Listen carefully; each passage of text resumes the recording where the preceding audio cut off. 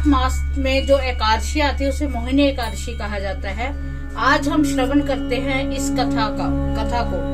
मोहिनी एकादशी व्रत कथा महात्म्य।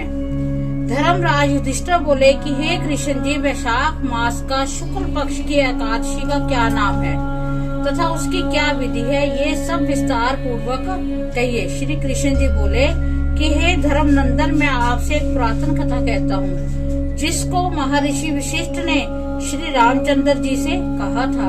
श्री रामचंद्र जी बोले कि हे गुरुदेव, आप मुझे कोई ऐसा व्रत कहिए जिससे समस्त पाप और दुख नष्ट हो जाए।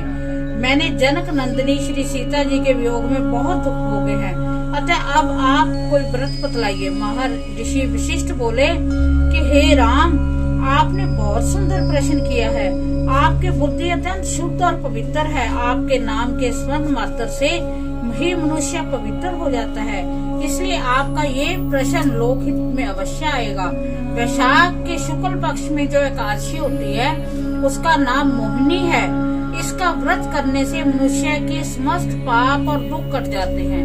इसके व्रत के प्रभाव से मनुष्य मोह जाल से छूट जाता है। अतः हे राम, इस एकादशी का व्रत दुखी मनुष्यों को अवश्य ही करना चाहिए।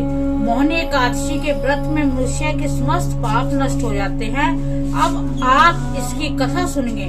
सरस्वती नदी के किनारे एक भद्रावती नगरी में एक धन धान्य से पूर्ण पुण्यवान एक वैश्य रहता था। उसका नाम धनपाल था। वह अत्यंत धर्मात्मा तथा विष्णु भक्त था। उसने नगर में अनेकों भोजनालय, प्याऊ, कुआं, तालाब, धर्मशाला आदि बनवाए थे।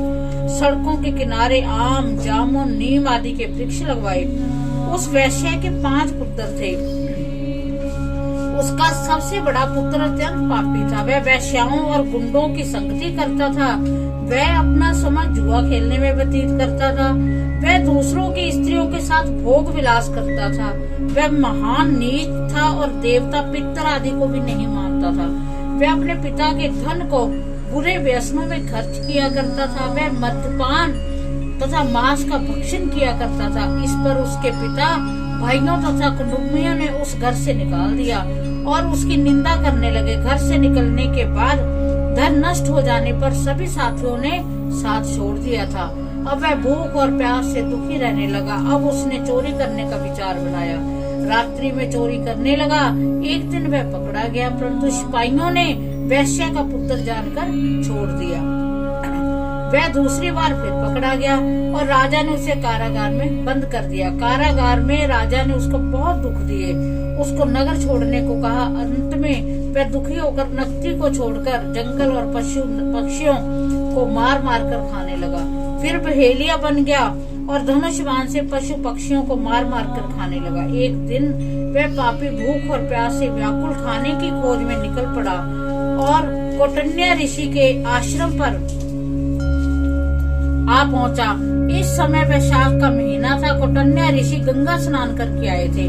उनके भीगे वस्त्रों के छींटे मात्र से इस पापी को कुछ सुबुद्धि प्राप्त हुई। वह पापी मुनि के पास जाकर हाथ जोड़कर कहने लगा, हे मुनि, मैंने अपने जीवन में पाप किए हैं। आप उन पापों से छूटने का कोई साधारण और बिना धन का उपाय बताइए। तब ऋषि बोले कि तू ध्यान देकर सुन।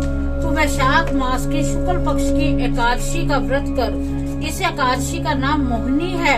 इसके करने से तेरे समस्त पाप नष्ट हो जाएंगे।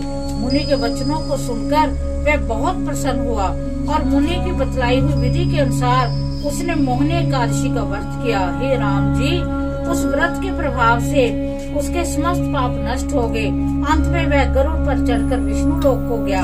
इस व्रत से मोह आदि भी नष्ट हो जाते हैं। संसार में इस व्रत से अन्य कोई श्रेष्ठ व्रत नहीं है। इसके महात्म्य के श्रवण से वह पठन से जो पुण्य होता है वह पुण्य 1 सहस्र गोदान के पुण्य के बराबर है।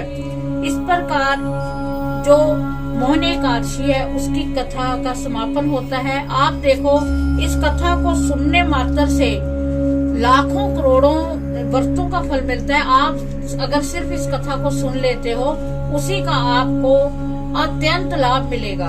तो भगवान विष्णु आप पर सब पर कृपा करे, अपना आशीर्वाद बनाए रखे। जय माता दी। ओम नमो नारायण। ओम नमो भगवते वासुदेवाय।